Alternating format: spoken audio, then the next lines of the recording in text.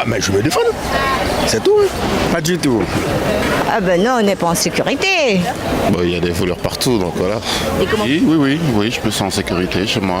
En sécurité en ce moment, non. Parce qu'on fait les courses, on marche, on n'est pas en sécurité.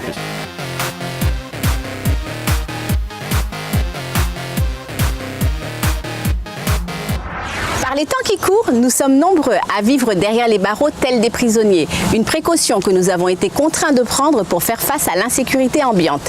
Et vous, vous sentez-vous en sécurité chez vous? Est-ce zot paix voleur rentré en zot case? Nous capalé dit ça en non, Mimi Soukpeya.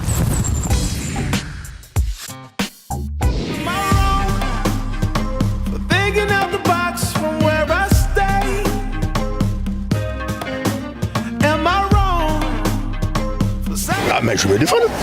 C'est tout. Hein. Ben non, on n'est pas en sécurité. On a tout le temps agressé par tout le monde. Oui, je me sens en sécurité chez moi. Pas tout le temps, mais oui. En sécurité en ce moment, non. Parce qu'on fait les courses, on marche, on n'est pas en sécurité. Pas du tout. Bon, il y a des voleurs partout, donc voilà. Oui, très bien, oui, j'ai pas peur. Hein. Non. Je n'ai pas de problème chez moi. Je suis dans un quartier tranquille. Parce que j'habite dans une meuble, il y a trop de bruit, trop de désordre. Si de le camp qui a fumé zèbre dans la cité, il n'y a pas de sécurité pour ça.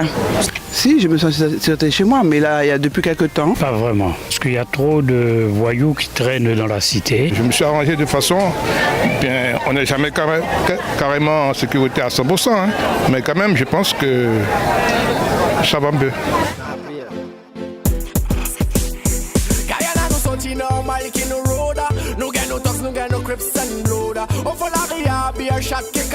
J'assume ma sécurité avec le grand Dieu, le grand Jéhovah Dieu. C'est celle-là. Eh ben, on a des chiens. Et puis on a tout clou. Mon mari a tout vissé, tu vois, les fenêtres et tous les portes.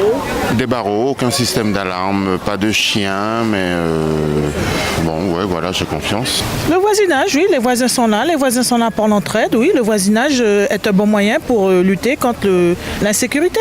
Justement, hier, il y a un homme qui se baladait dans mon quartier, qui n'avait rien à faire dans mon quartier. Je lui ai demandé qu'est-ce qu'il cherchait. Il m'a dit un faux nom. Et je lui ai dit de repartir. Alors c'est pour vous dire déjà comment... Hein? Moi, oui, j'ai des grilles sous mes fenêtres, sous mes portes et tout. C'est bien fermé. Oui. Jusqu'à maintenant, j'ai jamais eu de problème. Ils nous ont volé notre porte de sécurité. Il y a des vagabonds qui rôdent dans la cité, des gens qui passent, et il y a des vols. Vraiment, ça va pas du tout. Il n'y en a pas chez nous. Il n'y a pas de quoi? Dans le quartier, il n'y a pas de voleurs. C'est ça, vous dites, le quartier est tranquille. Vous avez peur? Oui, je suis toujours peur parce que quand tu passes, même si tu ne fumes pas, ou toujours drogué avec la fumée des drogues, des zèbres. Moi, j'ai un petit garçon, il est perdu, il est pourri dans la cité. Ça finit dans la cité. Ben non, j'appelle la police plutôt. Hein. Ah ben oui. Ah oui, parce que la défense, même si on tue quelqu'un, on a encore des problèmes, alors c'est pas la peine. Hein. Enfin, les forces de l'ordre, je veux mettre que la police, mais les forces de l'ordre en Guyane ne font pas le travail qu'il faut faire pour cela. Parce que la police, il faut qu'il y ait un blessé, il faut qu'il y ait quelque chose de grave pour que la police puisse intervenir. Alors là, devant le cas, je ne sais pas. C'est devant le cas que vous saurez. Je saurai, oui.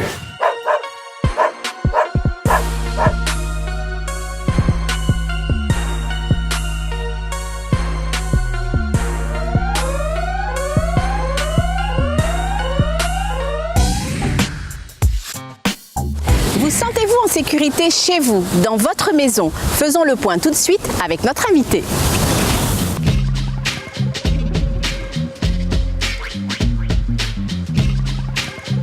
Pascal Rosamond, bonjour. Bonjour. Vous êtes directeur technique d'une société de sécurité, et ce depuis un certain nombre d'années. Oui, 18 ans déjà. Donc vous connaissez bien la profession et vous connaissez bien les problèmes d'insécurité. Alors nous avons bien sûr réalisé un micro-trottoir et le résultat de ce micro-trottoir est plutôt probant. D'une manière générale, les gens ne se sentent pas tant que ça en sécurité. Est-ce que ça vous étonne? Non, j'imagine, après ce micro-trottoir, que vous avez eu plein de réactions actions vives de cette insécurité en Guyane. Absolument. Alors, c'est une insécurité à laquelle vous êtes confronté au quotidien puisque vous devez y apporter réponse. Quel type de réponse est-ce qu'on peut apporter à l'insécurité vécue chez soi, à son domicile? Alors aujourd'hui, ce qu'on propose aux clients, c'est un système basique, abordable pour tous, particuliers, professionnels. Donc on a une gamme de prix assez intéressante où le particulier peut aisément s'équiper sans pour cela dépenser des sommes. Quand on parle d'équipement, il s'agit de quoi exactement? C'est-à-dire qu'on est chez soi, on craint le passage d'intrus. Comment est-ce qu'on peut s'équiper? Alors, vous avez soit des systèmes de vidéosurveillance, vous avez un système d'intrusion qui est beaucoup plus parlant.